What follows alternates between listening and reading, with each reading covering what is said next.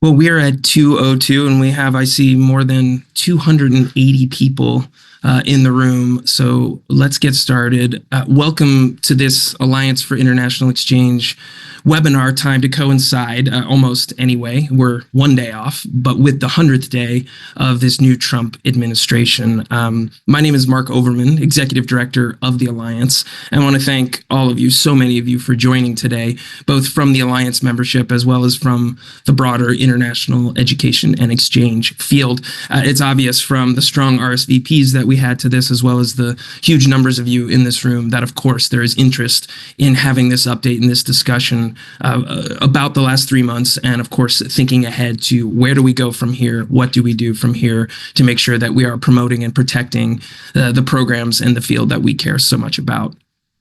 Just a few housekeeping items before we get started. First off, this webinar is being recorded, and that recording is going to be available for you or for others who are unable to join afterwards, so keep an eye out for that. We're also happy to take questions throughout and respond to them as we can. So please go ahead and use the Q&A function in the Zoom room to submit your questions at any time throughout, and we'll be monitoring it, and we'll try to either address them as we can throughout the discussion or at the end as well. So please don't hesitate with your questions. We really want to make this a great discussion. And today we certainly want to talk about all that has happened with regard to our field over the first 100 days, the things that have happened that have impacted international education and exchange. But we also want to step back and reflect on some of the lessons that we feel like we've learned over these past few months, and how those lessons, those things that we're reflecting on, have been different or diverged from perhaps what we expected or what we planned for. So we want to talk about some of the bigger and more challenging issues we've been faced with, but in this slightly different way, in terms of what it has taught us at the Alliance about our actions and our responses. And, this has been a really useful exercise for us as an Alliance staff, and we hope it'll be useful for all of you too.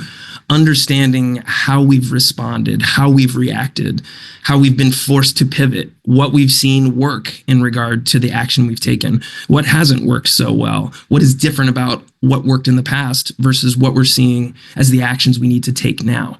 I think all of this is really important for us to reflect on and for us to use as a community moving forward, because of course we want to ensure that our future actions are as effective as possible. So taking stock of this recent past is really, really important. So we hope you'll find this an illuminating and interesting reflection and discussion as we try to frame some of these big picture things that we've had to respond to within these reflections about the lessons that we've learned. So I'm very excited to be joined by my colleague, Adrienne Jacobs, for this discussion. Many of you certainly know Adrienne as the Alliance's Assistant Director and Head of Advocacy and Government Relations. And she, of course, has been knee-deep, no more like neck-deep, I think, in the weeds, on the Hill, at the State Department, and with all of you in our efforts. And of course, I also want to recognize the rest of the Alliance staff, Andrea Bodine, Gabrielle Cassio, and Lisa Hine, who have also been neck deep with us. The rest, our entire Intrepid staff is right here, all of whom have been making some invaluable contributions to our advocacy efforts in this regard. So I want to thank all of you, and I hope you will all silently join me in a round of applause for the Alliance team who's been doing phenomenal work. So before Adrienne and I dive in, though, I'm very happy to introduce another amazing supporter of the Alliance, and that's Jennifer Clinton. Jennifer is going to offer a few of her own words and reflections. Jennifer is the president and CEO of Cultural Vistas, but very importantly to us, she is the Alliance board chair. And really, Jennifer is a phenomenal leader in our field and has been just a constant source of information, of perspective, an amazing strategic sounding board for me, for us, as we've tried to navigate our current moment. Jennifer is never more than a quick text or phone call away, and I'm so appreciative of how easily reachable she is, how much time she spends with us and thinking about the strategy for our entire field. So Jennifer, we couldn't do this without our whole board of directors, but certainly we're privileged to have you leading us right now. So let me turn it over to you for some of your thoughts and reflections to get us kicked off. Great. Thank you, Mark. And just want to echo your points on thanking the rest of the team. You guys are doing really amazing work, and just the consistency and proactiveness is really inspiring. I just have a couple of reflections for us all today as we hit this milestone of 100 days in the new administration. What comes to mind really is a reminder that none of our organizations can do this work alone. Really, our strength lies in our ability to speak with a unified voice and lift up each other's programs, stories, and successes. And right now, I mean, as always, collaboration isn't just a nice thing to have, but it's our best strategy for resilience and relevance going into the next 100 days. I also want to say, just let's keep showing up for one another. The Alliance has been a great catalyst for information sharing and convening. The fact that we had 500 people register for today's webinar is incredible. And I just want to say thank you for showing up today, but also thank you for showing up every day and sharing your insights. No piece of information is too small. So keep doing that. I also want to say, let's continue to think about how we cultivate new champions. I mean, the Alliance is working really, really hard on developing and fostering champions on Capitol Hill, but there are champions if we find other champions in our communities to speak up on behalf of our work. So don't stop finding champions in every corner that we can. The last thing I'll say is, our field has survived many political cycles because we know how to adapt, we know how to stay focused, and we know how to work together. So it's been really, really challenging, as we all know, but as we stay connected, we stay strategic and values driven, we can really help together shape the next 1,000 days that, we will continue to see all kinds of things coming our way. So thank you for all that you do. Thank you to the Alliance, and look forward to a great conversation. Thanks, Mark. Thanks, Jennifer. I appreciate that, and couldn't agree more with your comments, and especially the fact that we, the Alliance, not just as a staff, but as an entity, which is made up of all of you, of your organizations and staff, we couldn't do what we do without you. We don't have any of the information that we have without you. So among all those things that Jennifer said, and I think Adrian's going to talk about this a little bit more, but keep sharing information with us, keep pumping us full of everything that you know and that you're doing and seeing, because that is how we learn and that is how we create the responses and the messages that we are able to use as a community. It all starts with all of you, and we're so appreciative. So please keep it up, keep showing up in the way Jennifer said. And we thank you for the support that you're giving all of us, and we'll try to give it right back to you. So let's just start briefly about the first 100 days, what's happened. Certainly a lot has happened. I think that's an understatement. And we can't possibly touch on all of it.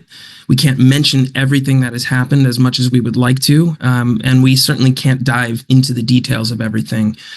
But before we get into that, I wanted to just touch on a couple of things that really, of course, have happened that have had I said really difficult, not amazingly difficult impact on us.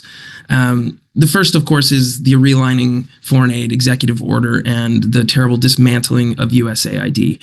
That, as we all remember and are still dealing with, is something that happened immediately and devastatingly, and has had a huge impact on our field, Alliance member organizations, and of course, the way in which the U.S. is able to engage with the world.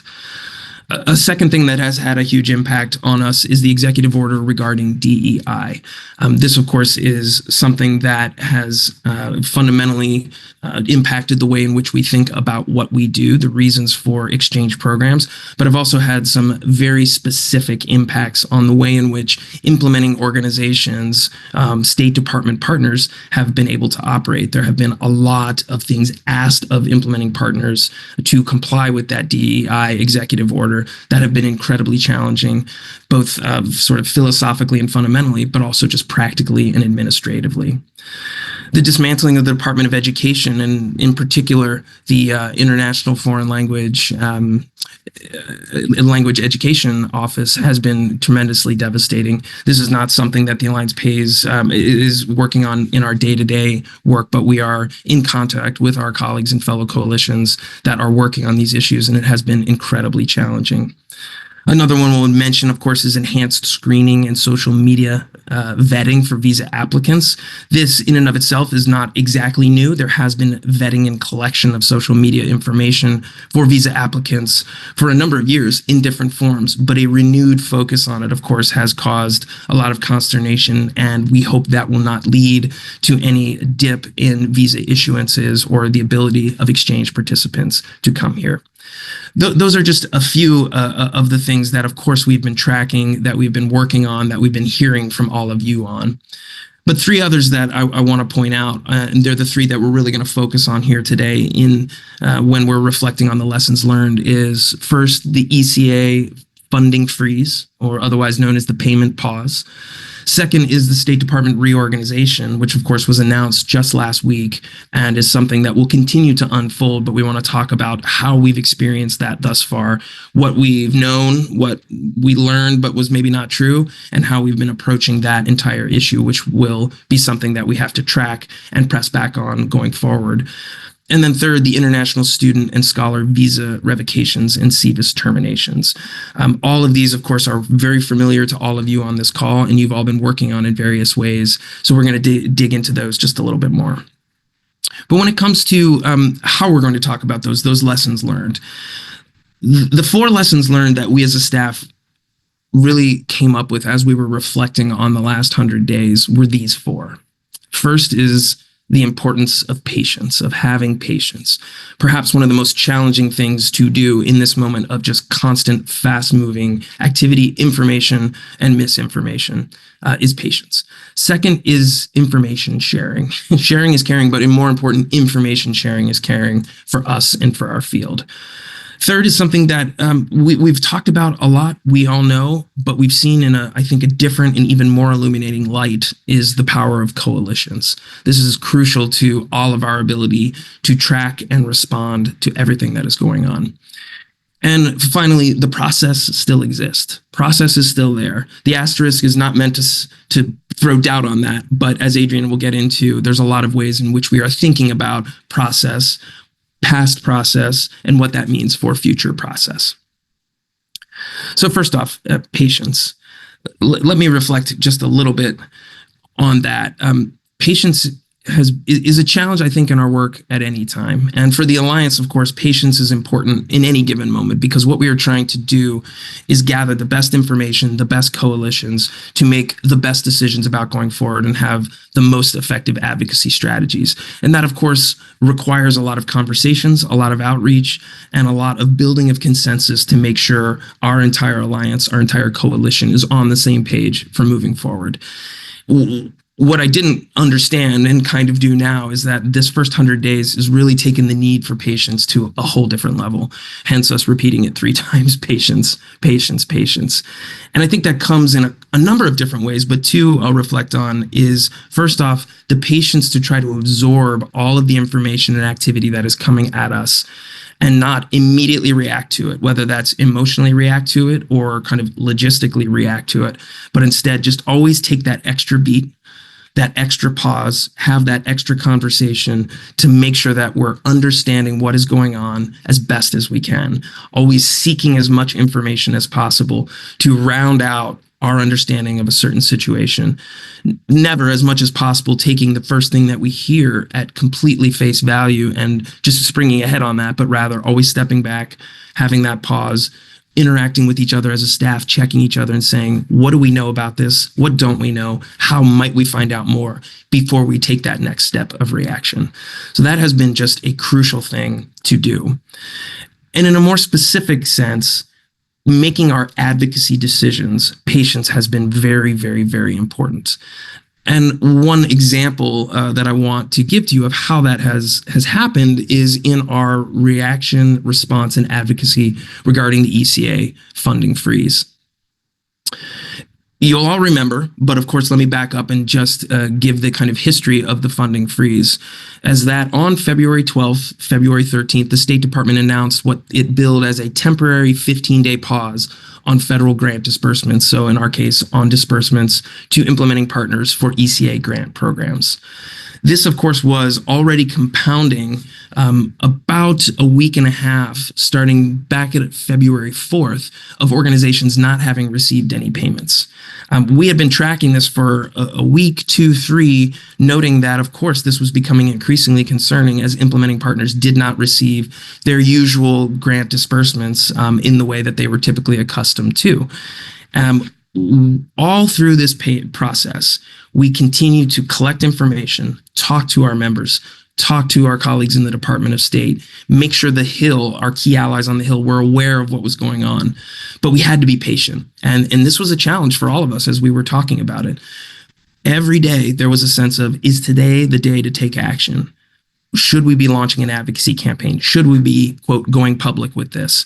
And every day we had to ask ourselves the questions of, well, if we do that, what is it we're saying? Who is it we're saying it to? And what is the response, the reaction, or the result that we are looking for? And in that moment, it was so noisy on Capitol Hill. It was so noisy, especially surrounding the USAID dismantling, that we would have had, or were having, challenges breaking through on Capitol Hill to those we needed to hear us and ultimately take action on our behalf. So every day when we asked ourselves those questions, if we couldn't have a resounding yes, then we said we have to be patient just a little bit longer. Well, as we went through this, we realized that after these 15 days of the 15-day pause, that was likely going to be the moment where we had to take action. We had to stay patient. We had to keep gathering information. And importantly, we had to set up our advocacy campaign to launch exactly at the right moment on a moment's notice. And we knew by the end of February and early March that when this 15-day pause was not only not lifted, but no information was being shared, it was the right moment to take action. And that week of March 3rd, that's exactly what we did. We coordinated very closely with our colleagues at NAFSA and the Forum on Education Abroad, and we put together an advocacy campaign that all of you on this call and beyond responded amazingly to. You can see on the screen, you all wrote 25,000 letters, most of those within the space of 3 or 4 days. And that was both via the Alliance's system as well as NAFSA's system. That's an unbelievable response.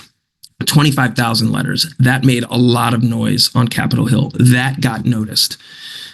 In a lucky timing, the Alliance Advocacy Day also happened to be later that week. And we sent a record 160 Alliance staff members up to Capitol Hill, where we were able to amplify that message right on the heels of thousands of letters deluging the Hill. This definitely was incredibly helpful in leading to the eventual dislodging of those payments. What we were also able to do, and this is ultimately in the vein of information sharing, is track from all of you Alliance members the exact details of the payments you were receiving, or more importantly, you weren't receiving. This allowed us to constantly have a percentage, a beat on exactly how much was being paid, or more importantly, how much was outstanding. This was information we were able to share with the Hill, ultimately share with the media, and it had an impact on the specificity of our message and our ability to share that. Similarly, you gave us information about the number of participants, students, Americans who are currently abroad on programs and would be put at risk because these bills were not being paid. Again, that was information that allowed us to have a compelling message to Capitol Hill and to the media. Ultimately, towards the end of March, we were so, of course, heartened when the dam broke and funding started flowing through. Within the space of about 2 days, we went from maybe 15 to 20% of payments owed having been paid out to 85+%. That was great. And since then, we have seen a process develop. It's an onerous and inefficient process, but a process all the same that is allowing implementing partners with ECA to receive payments thus far on something of a regular basis. There are definitely challenges that still exist, and we'll talk a little bit more about those towards the end here when we think about the future. But this was great advocacy. This was incredible strength from our community. And I think, was it the perfect thing at the perfect moment? Absolutely not. That's never going to be. But we did learn that our ability to be patient as a community and to ask the right questions and go at the right moment with the right data is really crucial. So that's something we're definitely going to keep in mind, that idea of patience. And I think on this next slide, sorry, I'm maximizing our network. I just talked about a few of those things. The sharing of data was crucial. Sharing of information by our members on payments was crucial. And this really did lead to very specific things happening on Capitol Hill, including a sign-on letter with 47 members of the House signing on and sending that to Secretary Rubio saying, we are concerned about this. We need you to lift this payment pause. We also know that there was a lot of strong pressure on the State Department by members of Congress, especially in the Senate, who were putting behind the scenes, behind closed doors, pressure on the State Department. So all of that noise did lead to demonstrable actions by Congress that we know had an impact on dislodging this payment pause. Now I want to pass it over to you, Adrian, to talk about our second lesson learned for the moment, and that is that sharing is caring, or more specifically, information sharing is caring. Yeah, thanks, Mark. Hi, everybody. Thank you for joining us today. As Mark alluded to in his comments, we have asked a lot of our members in the last 100 days. And this data that our members have provided to us, sometimes in a very quick turnaround, has been instrumental to our advocacy, as Mark very clearly laid out just now. In all transparency, too, our asks of you will likely continue as we wade through the ongoing threats to ECA. I wanted to just give another example of when data from members went directly to key Capitol Hill offices.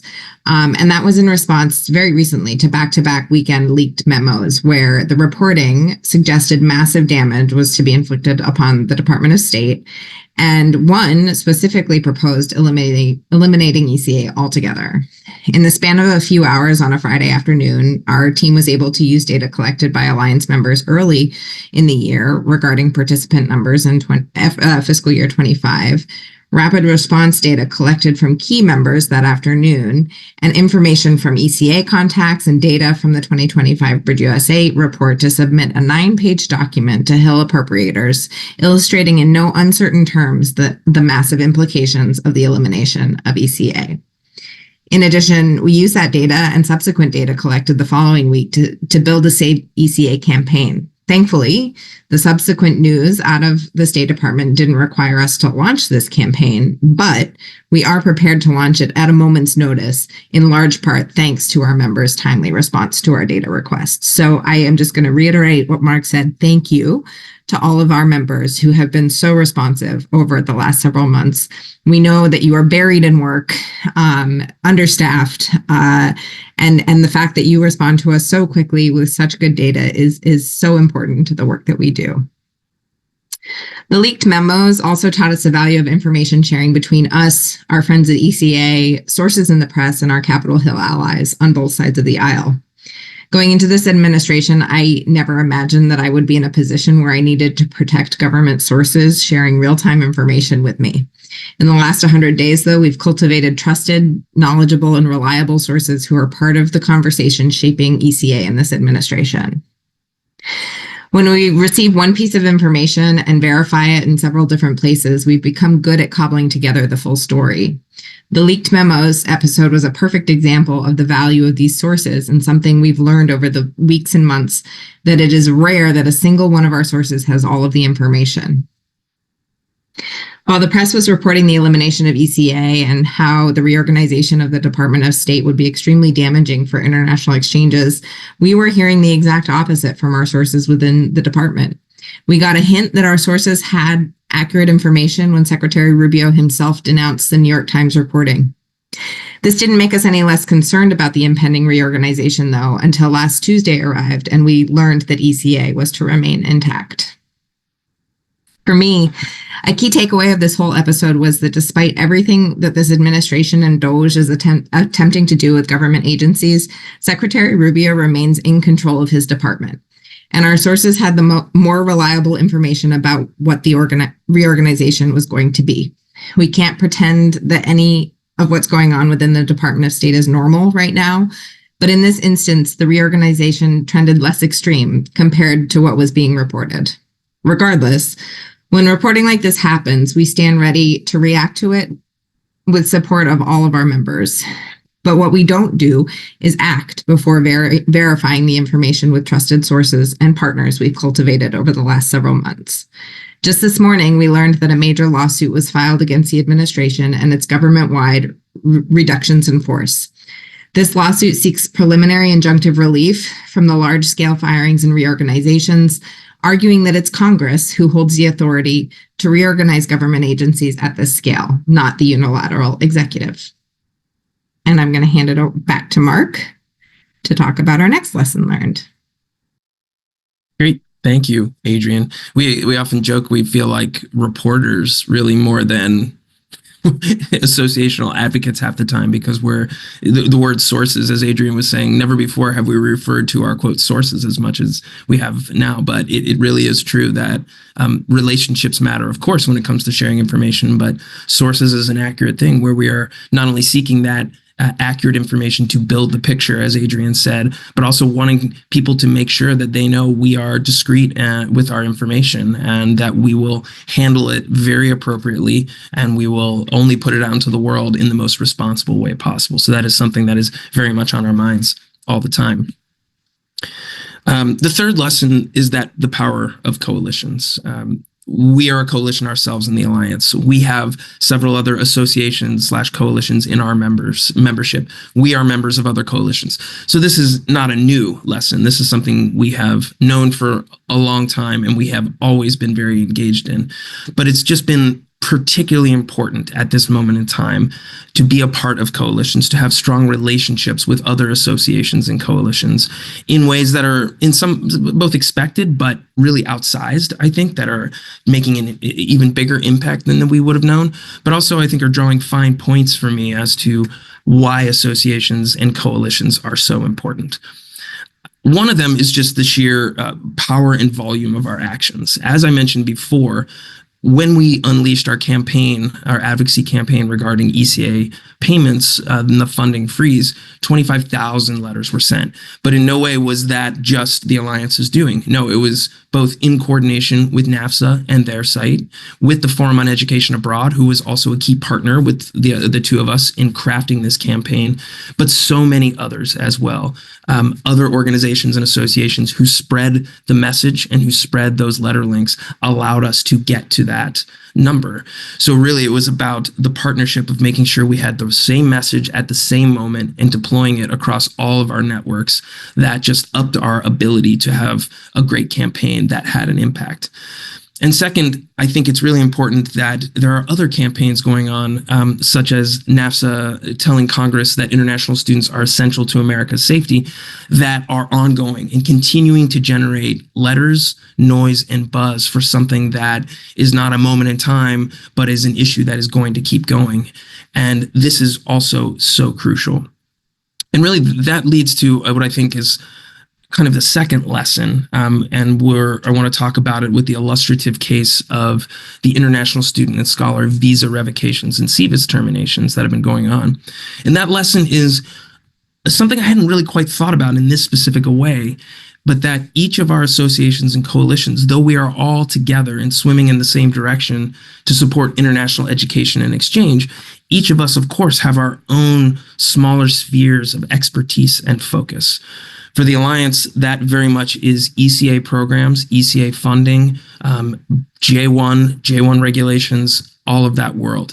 That's where we focus, and that's where we want to take a leadership role. And we hope we can provide that with other associations and organizations kind of supporting us in that. But so many of the other issues we can't possibly do all on our own.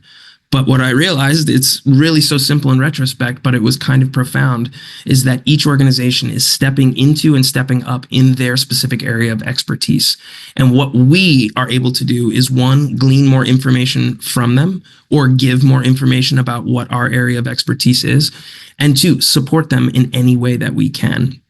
And that's why so many of our networks and our weekly, almost daily conversations with our fellow associational colleagues is so crucial, because it's that constant sharing of information as well as that support of advocacy activities. And I think a real important issue that illustrates that is this international student and scholar issue. As so many of you know, whether it's from your specific programming and experiences or from the media, there have been over a number of weeks, not only high profile cases of international students, scholars, in most cases F1 visa holders, being detained, deported, or having their status terminated. But we saw, according to our colleagues at NAFSA, it was 1,400 plus, maybe more than 1,500 separate cases of visa revocations and or SEVIS terminations. And from the information that NAFSA and our other colleagues have uncovered, those by and large were done with no prior notice or really any notice at all. And in fact, just happened. SEVIS records were terminated without notice. Visas were revoked without notice. This, of course, spurred widespread advocacy action led by our colleagues, as well as a lot of legal action in court cases. Some good news that came out at the end of last week was that the administration, in response to some of these court cases, has actually begun reversing many of those SEVIS terminations. So there have been reports from universities, and those have been reported on in the media, that many of those SEVIS terminations are being reversed and students are returning to active status in SEVIS. I don't have any specific numbers about what that is, but we do know that is happening. It's also a bit unclear the difference between restoring of SEVIS records versus actual visas being revoked and whether those visas are being, quote, unrevoked. There is a bit of a difference there, and I know that is a question that is ongoing and that our colleagues are tracking information on.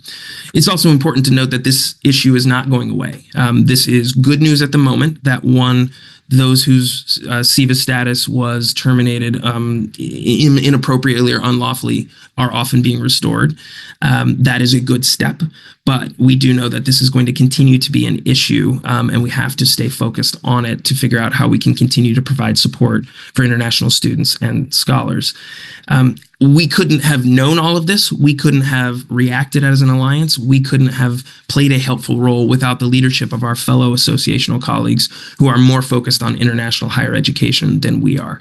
This is just a great example of the partnerships across our field that are supporting each other and reinforcing each other, allowing us as a whole to take in so much information that we couldn't possibly all take in as just one organization, and allowing us as a community to respond to it together.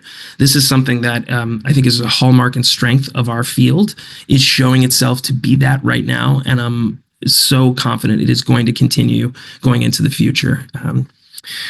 Okay, and with that, let me pass it back to Adrian for what I think is our kind of final lesson learned, at least for today, and that's about process. Adrian. Yeah. Anyone who knows me knows I like to talk about processes in a wonky way, and I will not go the wonky direction today. But just these whole 100 days we've devoted so much energy to doing rapid response, the never-ending news cycle, and the actions of the administration. But we're also doing our best to continue in the motions of normal activity. And I put normal in air quotes because nothing is normal right now. But this is like what we would do in any appropriation cycle. The fact of the matter is that despite the unprecedented nature of the administration and what they're doing, the guardrails and normal processes are still in place to protect against its most extreme instincts. It's a challenging balance to be in this space where nothing feels normal, to participate in a relatively routine appropriations process for fiscal year 26. But it's necessary for us to move through the process to ensure members of Congress don't take their eyes off the ball.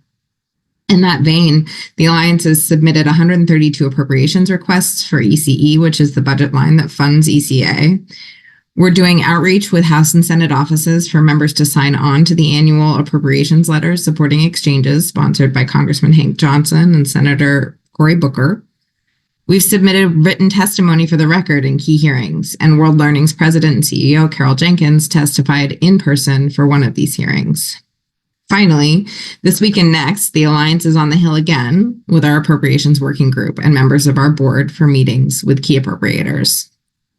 The administration is using every tool that it can to try and assert power over government funds. But the fact remains that Congress has the power of the purse, which is why these activities remain so important. We remain flexible and agile to react to unexpected actions and maneuvers, but participating in this normal process, in my mind, reinforces the guardrails that exist that will protect exchange programs in the long run. Back to you, Mark. Thank you, Adrian. I think that's all such an important points and something we've been talking about a lot, because of course it can be natural in a moment of chaos to lose a little bit of hope in the processes, that any of those processes will work. And we're certainly not naive, as Adrian said, to think this is any sort of normal moment and that, quote, normal processes will prevail. But we do believe that those guardrails are there. They're important. They're important not only to work within, but as Adrian just said, to try to reinforce. And that's been, for me anyway, a really important kind of lesson or thought to be keeping in mind as we do all of these things that we are doing. I think some of the advocacy success we've seen, the number of letters that were sent on the payment pause, some of the activity that happened, especially behind the scenes with regard to that, was important in this regard. It was important because I think it showed to some members of Congress, and I hope I'm not overstating here, that there are many people who still believe that their role in all of this is very important and are coming to them for help. And that, I hope, spurs them to stand up and to give that help like they would in any other given moment, and especially right now. So we are very much operating in this way that Adrian said, and always understanding things will change. We will have to pivot. Processes will change. Guardrails may start to bend, but we need to really try to operate within those processes as they are.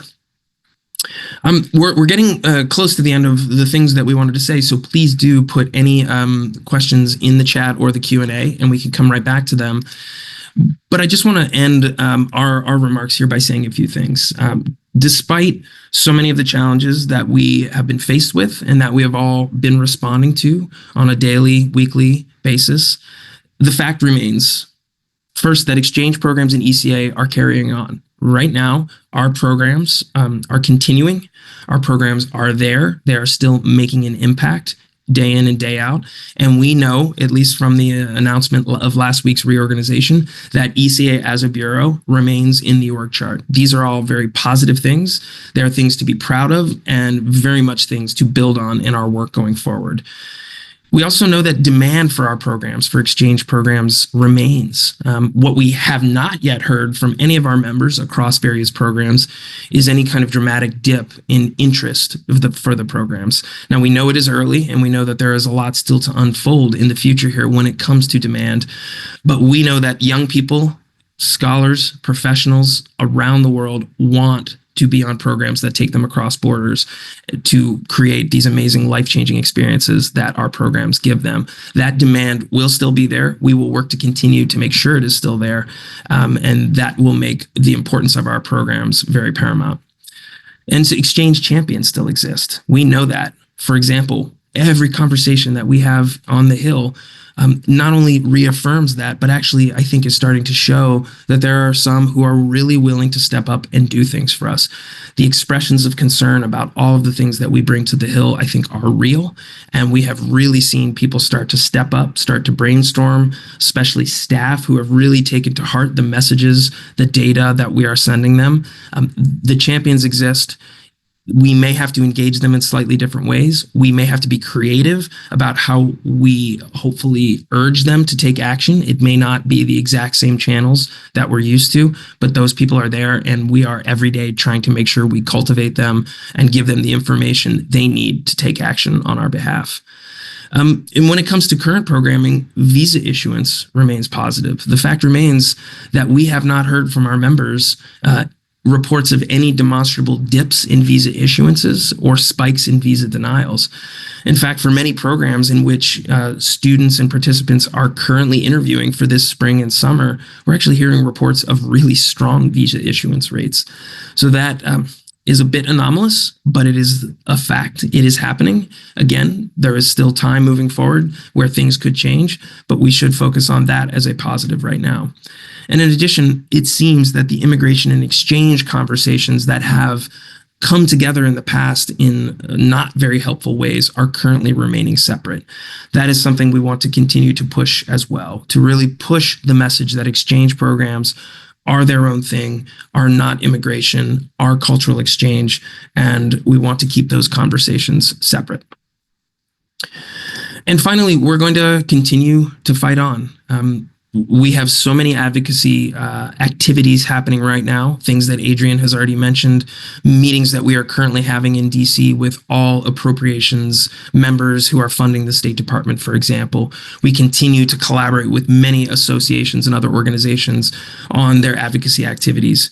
We will be relaunching the second iteration of our Summer of Action local advocacy campaign, which I think takes on even more importance this year to make sure we are showcasing the importance of exchanges in local communities, local districts, and in states. Exchanges are international in nature, but really they are local at their core. They are something that have strong American constituencies, strong American supporters and beneficiaries. This is a key focus of our summer advocacy, to make sure that we are highlighting, engaging, and educating those American constituencies about the importance of the programs on their lives, as well as the threats that are out there to them, and that they can and should care about those and take action when it's needed. We'll be celebrating Exchange Day yet again to really, in one moment, highlight the importance on local communities. And we are doing advocacy initiatives like our Americans for Cultural Exchange initiative, where we are trying to get businesses, host companies, host camps, host schools to sign on to this initiative to show their support for the programs that we can then use as an advocacy tool. These are just some of the examples of what we're doing day in and day out to continue the fight, to continue to advocate for everything that we do, that all of you do. Okay, I want to stop there because that is, I think, all Adrian and I had to say. And we really appreciate you all listening to our musings and our reflections about where we've been the last 3 months. I want to see if there are questions or concerns. Adrian, have you been... Yeah, I've been keeping an eye on it. So there's a question from Drew Fitzpatrick in regards to employers. What is the Alliance's best advice for how we can prepare our foreign employees and protect themselves while they're here in the U.S.? And I think this question is actually applicable for all Alliance member participants. And we, as a team, came up with a really useful piece of collateral for this, a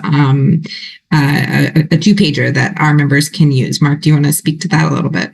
Well, yeah, sure. And I'm not sure if Drew's question is about their own employees, organizational employees working abroad and then coming to the U.S.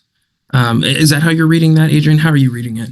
It's how we can prepare our foreign employees and protect themselves while they're here in the U.S. So I think it's employees coming in from overseas. Sure. I mean, I think we do have a resource that maybe we're able to share here that is a broad general resource that is meant to allow exchange organizations to communicate to their networks and constituencies about some of the best practices for international exchange participants or other international people coming to the U.S., about documents they should carry and how they might react to certain situations they could be put in, such as additional screening or questioning at ports of entry.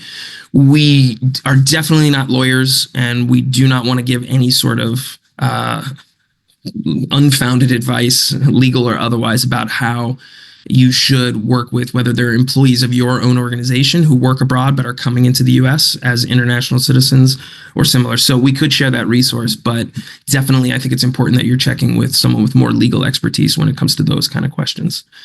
Yeah, and I'm actually going to apply that answer to Amy's question as well. With visa issuance positive right now, what would you say in regards to advice to exchange students here now and hoping to return for fall study around going home or not for the summer? And I think that is also a legal question that we couldn't and shouldn't weigh in on. Definitely. And if it's anyone with regard to university students, definitely checking in with the university and the DSO about that is your best route. Or if you're talking about exchange visitors, with your sponsor or implementing partner organization. Yeah. Ian's question, Adrian, I'm going to read it for you because this is great for you to weigh in on. So from what we see, Congress is willing to cede to the president on funding matters, which is a very good observation, of course. Looking ahead, does the alliance have any insight based on formal or informal conversations with members of Congress as to what we might expect in FY26 regarding exchanges and ECA funding? Yeah, this is actually something I wrote about in a blog post not too long ago.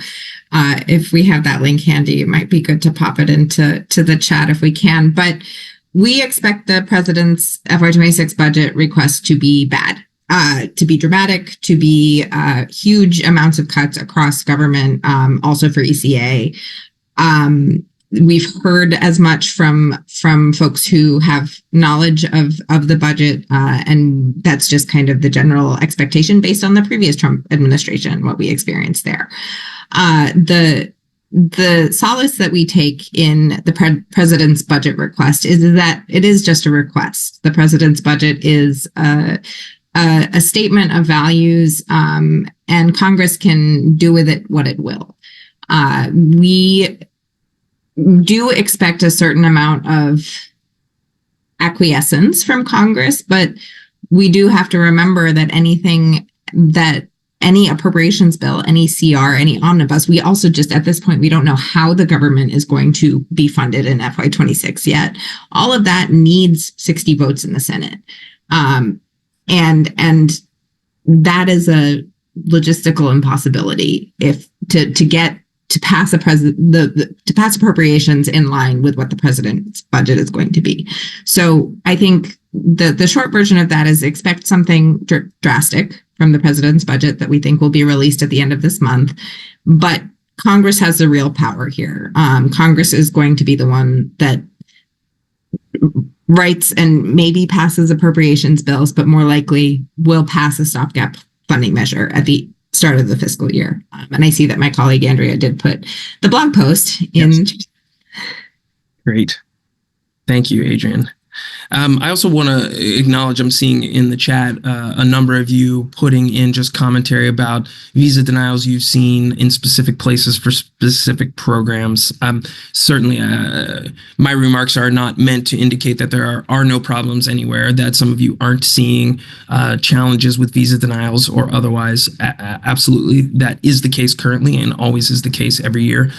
Certainly, I'm just speaking from a more macro level based on what we know at a very high level, 30,000 foot level. And we can't really get into the details of any of the countries or programs that you're all experiencing since we don't necessarily have those details or any insight there.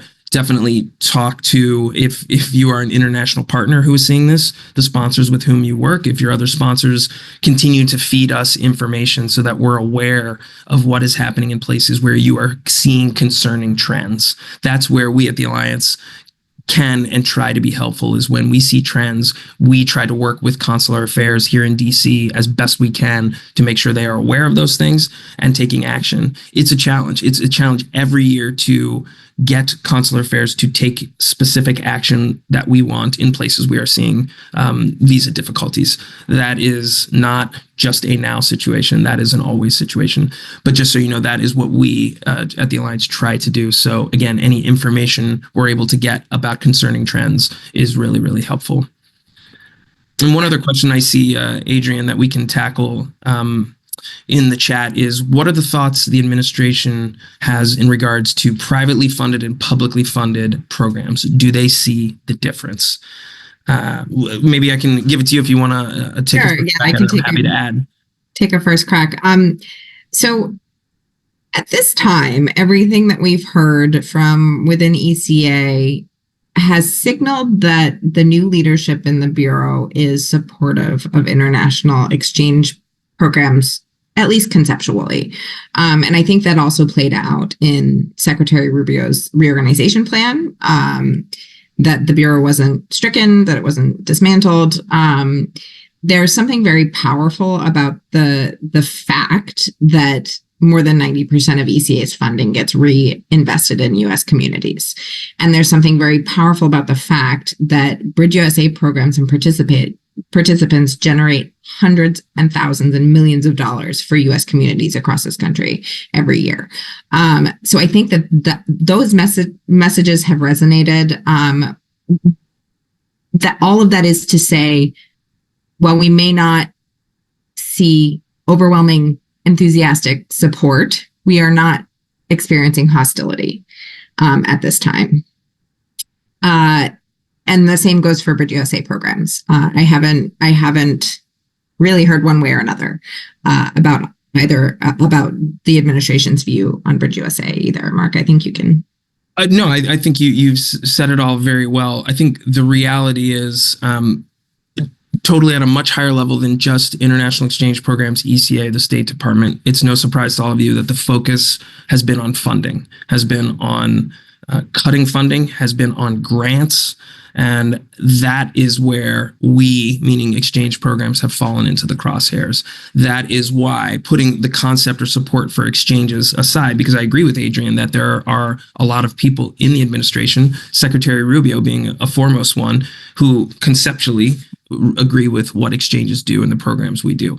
So the focus has been very much on funding, and thus funded programs within ECA have been receiving the most challenges and, quote, attacks right now because of the nature of them receiving government funding. On the flip side, Bridge USA privately funded programs have not been receiving that because they don't receive government funding. So it's kind of as simple as that as to why I think we have seen the challenges in one piece of exchanges and not in the other.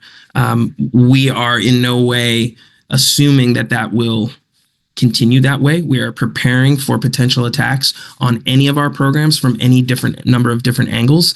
And that includes from sort of immigration angles, meaning keeping, quote, foreigners out of the U.S., no matter what kind of program they're on or how it's funded.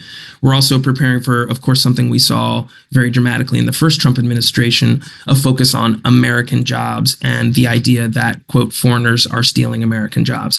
We haven't seen that idea resurface yet in this administration. That would, of course, have an impact on any exchange program with a work component. So this just to give you a sense of, I think there is support, as Adrian said, for programs writ large, the concept of them, the need for them by a lot of people, of course, in Congress, as well as the administration. But right now, the focus has been on those funded ones because of the fact of public funding and that being such a focus of the administration in the first 100 days.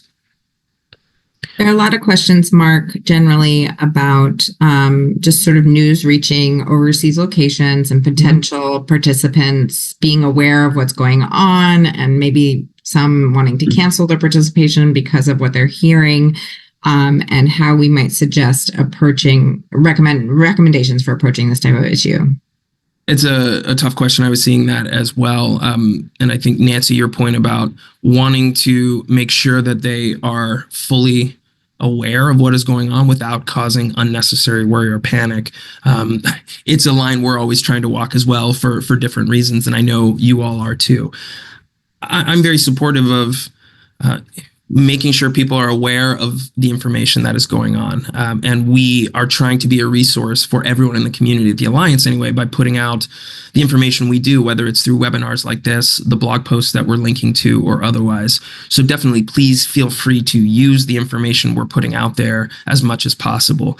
I think one thing we're really focused on, and perhaps you all can be as well, is trying as best you can to give context, to give not just this happened right now, but that here's what it means. I know that can be hard, but that's a focus that we have, is putting that out there as to this is what this means and what you should worry about and what you shouldn't worry about. And then it's hard for us to give broad advice as to how you might message this, but I think we know that the organizations who are all represented in this call, U.S. universities, U.S. hosts of all different kinds, they want participants still to come. That is a fact. The American people who are engaged in exchange programs still want exchange participants to come, no matter the program. So perhaps that is a message that you can use, is that the political situation may be chaotic. There may be additional challenges that we haven't had to deal with in the past, but the fact remains that those who want to bring the participants over on their programs still want them to come, and we know that is true. And I would just say too, for context to provide to folks. Mark and I both post, if you're not an Alliance member and receiving our emails regularly, Mark and I both post fairly regularly on LinkedIn with any commentary or things that the Alliance is putting out publicly. So find us. We'd be happy to have you in our networks. And that can often provide some good context if you're not a member of the Alliance. Yes.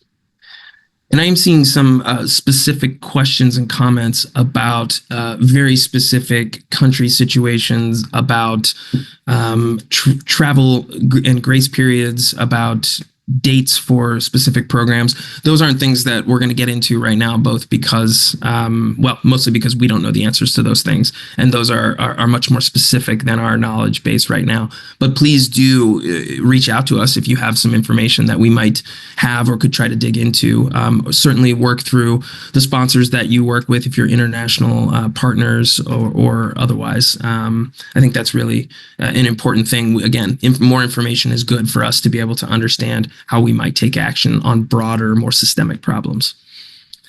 I know we're getting to the end of our time here. Adrian, are you seeing any other comments that we could? There's some comments about the economic situation being devastating for Bridge USA, and some America First Higher Education local press articles that is penetrating the regular discourse. No additional questions. Yeah. Though. Well, and I think just those comments raise in my mind perhaps something we can end on that I was saying before and is really, really important as we continue to build support for exchange programs in a tough moment, is that exchange programs really are an investment in the U.S. They're an investment in international cooperation, in global understanding, and relationships across borders. They are also an investment in Americans and American communities. That is in the opportunities that they provide for American students, young professionals, academics, scholars, whoever it might be, to go abroad and build out their skill sets and career opportunities. It's an investment in the young people coming to the U.S. to understand what the U.S. really is, as well as then to take that back and be more successful in their careers and pushing forward a positive view of the U.S. They're an investment in U.S. economies and communities with, if nothing else, the sheer dollars and cents that come to U.S. universities, to U.S. host businesses, in the support that students and exchange participants bring. So trying to navigate a moment in which a conversation is very much about America and the U.S. taking a predominant role in everything we do. If there's one way we can engage in that conversation in a productive way, it's that exchanges have a lot of benefits. And one of them is that they really do make our country and our communities, as the State Department has been saying, safer, stronger, and more prosperous. This is not new. This is something that has been happening for a long time and that we've been talking about for a long time. So I really encourage all of us to kind of focus on that as we are talking about the benefits of our programs and trying to position them in the best way right now as we continue to build support for them.